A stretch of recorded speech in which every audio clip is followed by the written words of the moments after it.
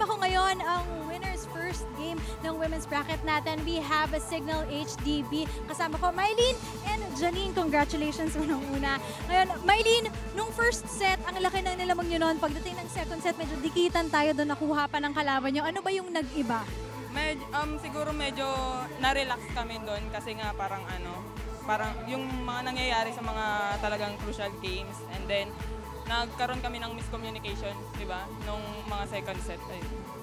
Alright, ikaw naman, Janine, kanina, yung chances nyo ngayon after this win, tumaas pa na pwede kayong pumasok sa next round natin. Ano sa tingin mo yung strength ng Signal HDB? Siguro, nung natuto kasi kami dun sa yesterday's game, yung pagkatalo namin, ngayon mas nag-usap kami at mas nagtiwala kami sa yung defense pattern namin. As in, pinanghawakan namin yun. Kung saan talaga yung pwesto, nag-stick kami doon. Kasi kahapon medyo parang hindi pa kami ganun ka, hindi pa kami ganun ka, tawag doon? Oo, sa pagka-tandem namin. Pero ngayon, talagang sabi namin, stick lang tayo sa game plan, ha? Tiwala lang kung saan yung depensa mo, tiwala ka lang doon, tiwala ako sa depensa ko, para hindi tayo magulo sa balikan ng bola. So yun, nag-work naman siya somehow.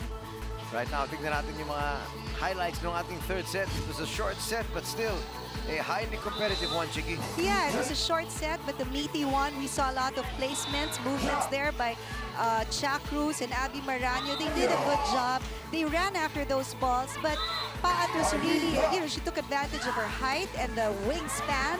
And of course, Janine Marciano doing a good job in leading her team with those end zone balls and also mga creative movements inside the court that brought them the win.